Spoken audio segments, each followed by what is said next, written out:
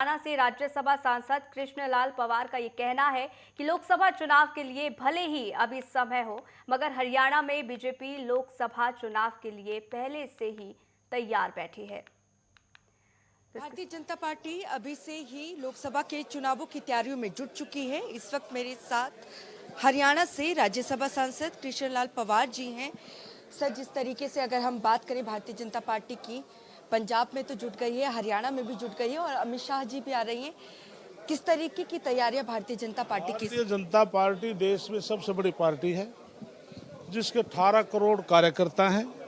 Bharatiya Janata party हर time चुनाव लड़ने की तैयारी में प्रोसेस चलता रहता है और पूरे देश में जिस प्रकार से माननीय नरेंद्र मोदी जी पहले पूर्ण बहुमत से सरकार आई थी, तो जो अब चुनाव होगा 2024 का, उसमें पूर्ण बहुमत से आएगी। आपने अमित शाह जी की बात कही, चाहे प्रधानमंत्री हैं, हमारे गृह मंत्री हैं, केंद्रीय मंत्री हैं, पूरा संगठन है, वो प्रवास के लिए पूरे देश में अलग अलग जिला हेडक्वार्टर पर, तहसील लेवल पर, सब डिवीजन लेवल पर जाते हैं और वो कार्यकर्ताओं के बीच में जाकर के जो पार्टी संगठन की बात है वो करते हैं। हमारी पार्टी पन्ना प्रमुख तक गठित है, इसलिए भारतीय जनता पार्टी पूरे देश में मजबूत पार्टियों में सबसे नंबर 1 की पार्टी है। अमित शाह की रैली की किस तरीके की रूपरेखा तैयार की गई है? उसके लिए हमारे प्रदेश अध्यक्ष ओम प्रकाश धनखड़ ने परसों मीटिंग ली थी बालगढ़ में, बीजेपी कार्यालय में, मैं भी उसमें शामिल था। तो सभी कार्यकर्ताओं ने अपनी अपनी जिम्मेदारी ली है, तो बहुत मजबूत तरीके से वो आयोजन होगा। उसमें बहुत कार्यकर्ता, सर्व समाज के लोग, छत्तीस बिरादरी के लोग आएंगे। कितने दिनों के लिए आ रहे हैं हरियाणा? उसके लिए उनका 2 दिन का उसका प्रवास है। वो वहाँ करने के बाद फिर वो सोनीपत आएंगे, अलग अलग से मीटिंग लेंगे, कार्यकर्ताओं के बीच में बैठेंगे, तो जिससे कि उनका प्रवास पूरा होगा।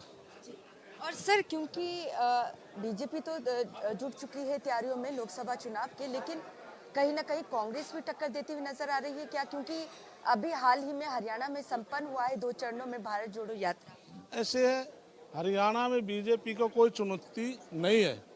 जिस प्रकार से आपने राहुल गांधी की भारत जोड़ो यात्रा का नाम लिया, वो भारत जोड़ो यात्रा नहीं थी, वो कांग्रेस जोड़ो यात्रा थी। क्योंकि कांग्रेस टूटी हुई है, उनका मकसद ये था भी कांग्रेस किस तरह से इकट्ठी हो जाए।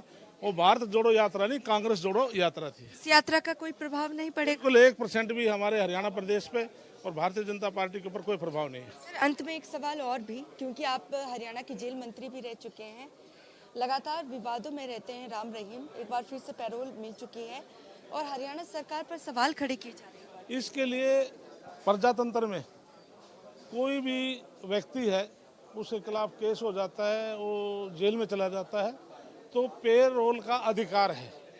क्योंकि मैं जेल मंत्री भी रहा हूँ, कोई व्यक्ति को 1 साल के बाद उसका क्या गुड कंडक्ट रहा है, क्या फर्स्ट पेरोल में जाने के बाद जब वापसी आए हैं उसमें कोई देरी तो नहीं की है, बाहर जाकर कोई विवादित वैसे कोई बयान तो नहीं दिए हैं।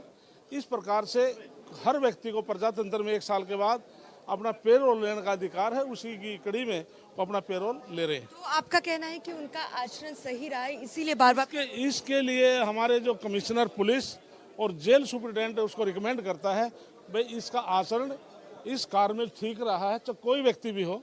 मैं विशेष एक व्यक्ति बात न कह करके, क्योंकि हर जो बंदी होता है उसका जो जेल सुप्रिटेंडेंट होता है उसका वो लिखता है, उसके बाद वेरिफिकेशन होती है पुलिस की, उसमें पुलिस वेरिफिकेशन सही आए तो उसको पेरोल मिलती है। लेकिन ये आरोप लग रहे हैं सर, आपने भी सुना होगा कि भारतीय जनता पार्टी चुनाव नजदीक आती है तो इस तरीके से नहीं, इसके साथ चुनाव के साथ नहीं जोड़ा जाता। व्यक्ति का अपना अधिकार है, वो अपने अधिकार के हिसाब से पेरोल ले रहे हैं। धन्यवाद सर। राज्यसभा सांसद कृष्णलाल पंवार जी को आपने सुना। इनका कहना है कि 29 तारीख को केंद्रीय गृह मंत्री अमित शाह आएंगे हरियाणा और 2 दिन का ये उनका प्रवास रहेगा। रैली को भी संबोधित करेंगे और कार्यकर्ताओं की बैठक भी लेंगे। साथ ही इनका कहना है कि भारत जोड़ो यात्रा जो कांग्रेस की इस वक्त निकल रही है, उसका कोई भी प्रभाव हरियाणा में नहीं पड़ने वाला है। कैमरामैन गणेश के साथ नेटवर्क 10 के लिए चंडीगढ़ से ईशा ठाकुर।